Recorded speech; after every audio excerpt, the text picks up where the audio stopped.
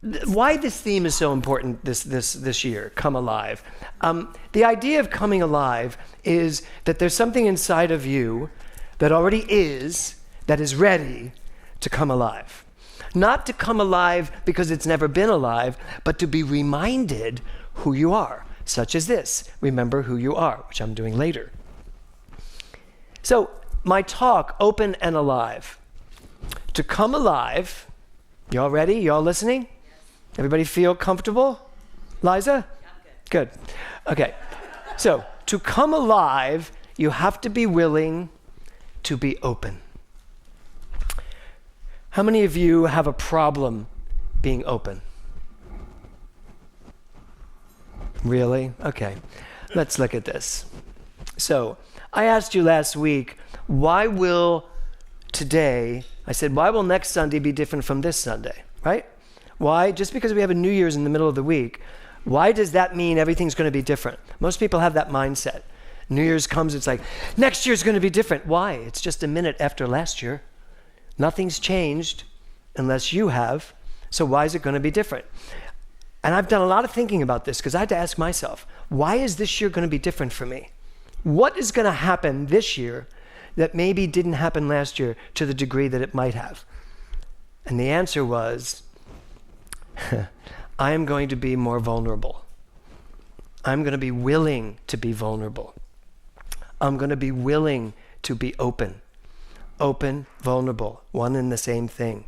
So when I ask you, how open are you, or do you have a problem being open? If I change the word to vulnerable, does that change it for you?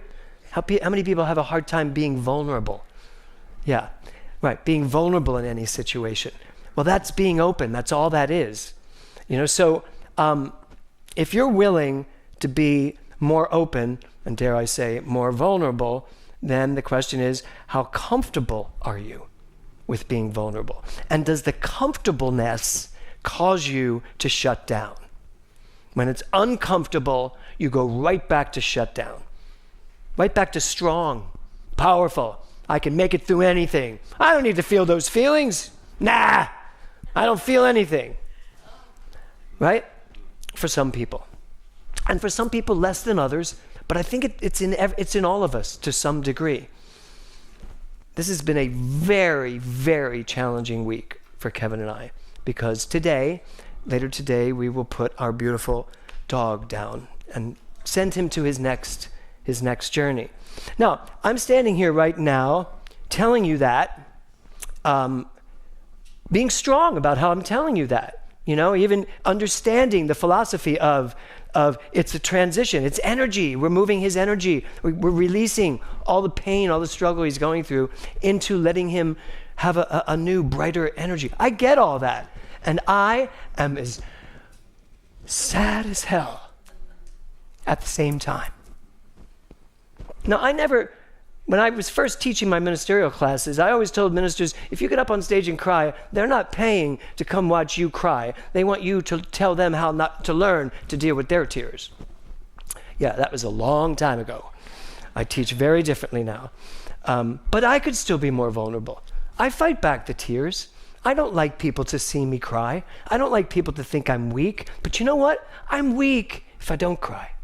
I'm weak if I don't give myself permission to feel what I'm feeling. And that's what I'm asking you to look at this year. Why can this year be different than last year? Because maybe this year you'll be more authentic, more real. You'll be more honest with your feelings. You'll open your feelings up. You'll share them with other people. You'll make decisions based on how you really feel and not based on protocol and what's been taught to you over the years.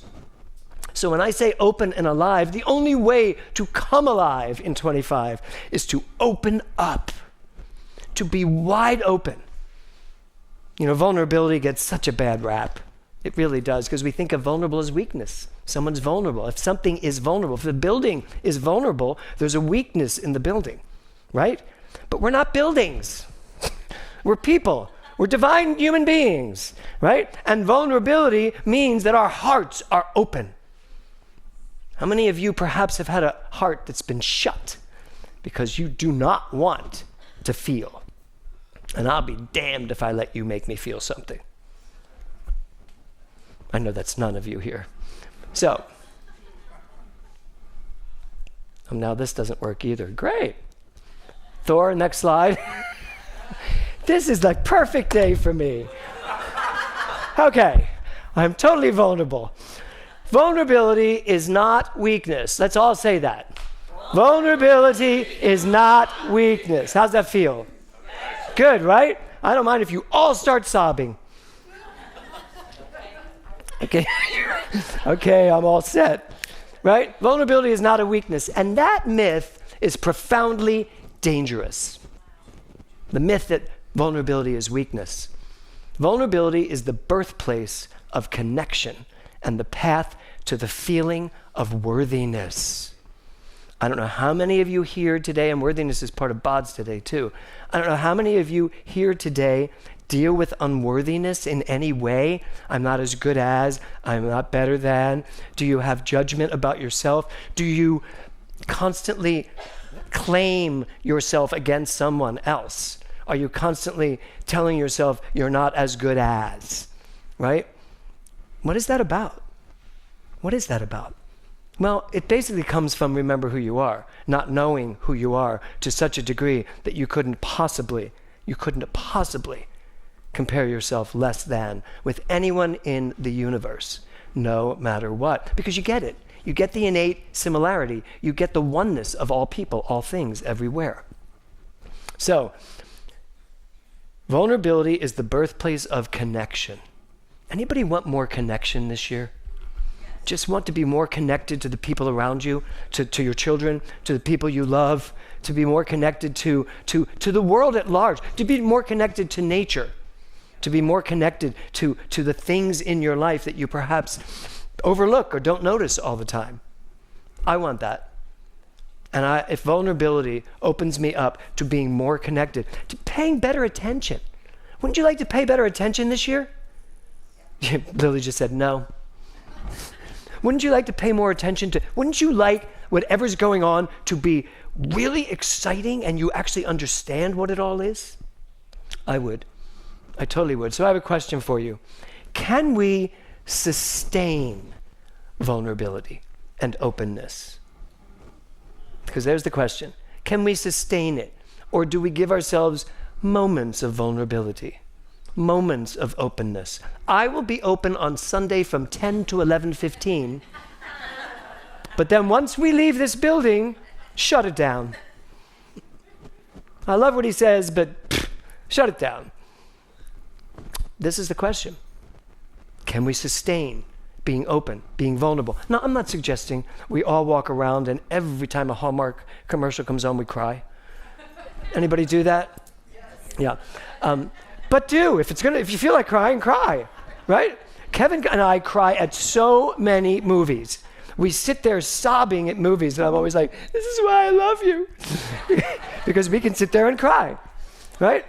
So, can we sustain vulnerability? You know what? Here's the real answer. We can't afford not to sustain it.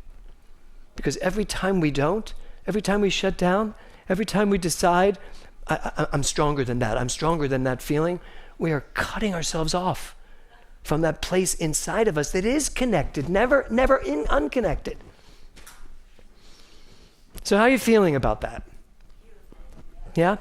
You all feeling, Laura, you feeling good about that? Can you open up more in life? Yeah. Can you be more vulnerable? Always, right. Corrine, can you be more vulnerable? Yes. I thought you were going to go, I can't get any more vulnerable. No, but that's for all of us. Mary Steck? Yes. Can you get more vulnerable? Absolutely. More open? Yes. And what's that going to get us? You know what? We're going to get more connected. And you know what we're really going to get more connected to? Our feelings. We're going to get connected to ourselves more. C.S. Lewis wrote this great quote. Go ahead, Thor, give me that quote. Love anything and your heart will be wrung and possibly broken. If you want to make sure of keeping it intact, you must give it to no one, not even an animal. I read that and of course just fell apart. It could be a lot easier on me if I didn't absolutely love Cooper. For 10 years, he's been the strangest, I used to say dumbest, but he's not. We used to say he's like dumb like a box of rocks. But then the doctor told us he's on the spectrum, to which I said, I think he's in the spectrum. He's not on it. And so for 10 years, he's done the most unexpected, spontaneously crazy. You all know, anybody who's been to a divine dining at our house, you have to hold on to your napkins because he eats them. He has eaten an entire set of our best napkins. And you know what happens when he eats them? They eventually come out. But they usually come out not easily. So there's like this little piece there hanging. And you know, you just have to pet him and go, okay, buddy, here we go. And there's like this, woo! And I'm like, now wouldn't you think there's no reason to eat the next napkin? No, he hasn't thought of that. So we will miss that part of our experience. There's so much to love about him, even as he can be really annoying. But there's so much to love about him. But I could have held my heart back. I've already lost 2 dogs in my life, and I lost my daughter. I could have shut my heart down right after that and said, that's it. I'm not open to this ever again. But no, that's what life is. And this is all part of the journey. This is all part of what being alive is, what coming alive is. It's not just coming alive to the fun stuff, it's coming alive to all of it. So my question for us today, certainly in light of that, and there was another quote that was so negative I just couldn't do it, but it was all about, yeah, you can close your heart. It was just really ugly. But you can close your heart. You're in charge of it. You're in charge of closing off your feelings. But I am suggesting this year that you make a commitment. And as Karen said, that you lay an intention smack dab in the middle of your mind saying, this year I am open and alive and vulnerable. And I am willing to feel what is mine to feel and to know who I am right in the face of it all. How's that sound? Are you all willing to commit to that? Amen. Who's not? Who thinks feels it's just a little too difficult? Okay, I'm gonna, really? Okay, there is one of you, 2 of you. Well, half of you, because your hand half went up. I just need a reminder, Oh, trust me. Tattooed on the face or something. Tattooed on my face? Oh, if it's on yours, you won't see it unless you look in the mirror. Yeah, but you do that a lot. So,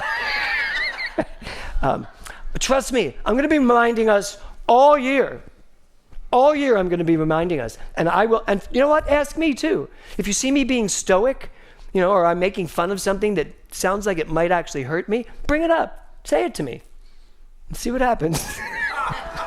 But seriously, we can do that for one another. So, Joseph Campbell said this. He said, I don't believe people are looking for the meaning of life as much as they are looking for the experience of being alive. For 25 years, I have been standing on this stage or at NoHo or any of the stages I so gracefully get to stand on, talking about the meaning of life and giving us all the opportunity to understand more, to be more, to know more. What are our beliefs? All of that is amazing work. But I've come to realize me saying it is nothing if you don't feel it, if you don't experience it, which is why when you look at the classes we now teach here, if it's not experiential in some way, if you're not sent off to a breakout room with people to talk about it, to feel about it, to share, to open up, then what are we doing? I've never wanted to be a lecturing professor. No offense to any of you out there that do that, but I'm not interested in just getting up and giving a lecture. I want to share something. I want to feel something when I'm talking, and I want you to feel something when you're talking. So that's the commitment. Are we willing to take this year and say to ourselves, I am ready to not just come alive, but to open up to so much more than I've ever been opened up to in my lifetime. It sounds like an exciting year ahead of us for Kevin and I. I am very excited. We're going to go to New York City. I'm going to see all the shows that I want to see that I haven't seen yet. We're going to produce this show. It's exciting. It's really exciting. And yet, I am open to whatever that journey wants to bring us. I am open to whatever this show Will and I are writing, wherever it wants to go. Will wrote, we worked on this show for this last year, and then he said, I decided to write the pilot. I'll send it to you. He sent me the pilot, and I was like, wow, okay, so nothing we worked on came into this pilot. And I had this moment, I was like, well, since this is supposed to be a story told from father's point of view and son's point of view, or as Will likes to say, from the son's point of view with some input from the father, I wrote him, and I called him, and I just said, hey, Will, here's what I'm going to do. I'm going to take your version, and I'm going to edit it. And then I'm going to put in all the stuff that I want to say. And I'm waiting for him to go, well. And he went, great idea. Can't wait to read it. And I was like, why aren't I that open? Because I would be more like, well, wait, before you change anything, you know. And he was just like, yeah. And so then I told him what I was doing. He was like, awesome. Oh, my God, that sounds great. So I need to be more open. Anybody else? Yes. Who's joining me? Yeah. Looking for hands. Keep your hands up. I'm looking for somebody not with their hand up. Lily, are you joining me? I really wanted attention, so thank you. Did you hear what she said? She said, yes, I'm joining you, but I really wanted attention, so thank you. Perfect, Lily. Anybody else want more attention this year? Yeah, baby. I do. See, Ray-Ban, you don't want more attention? That's impossible. Diane, does he require attention? Yes. Thank you. Admit it. Open up, Steve. Be vulnerable to the fact that you need attention because you're getting it. Now I'm waking up in a bad dream. But here's the thing. Since you're getting attention right now, obviously you created it. Nothing happens to us that we are not responsible for creating. Don't you believe that? Yeah, well, I created you, and here we are. So here we are, 2025, coming alive in 2025, opening our hearts, opening our souls, being more vulnerable, being more willing to let life in. Are you with me? Namaste.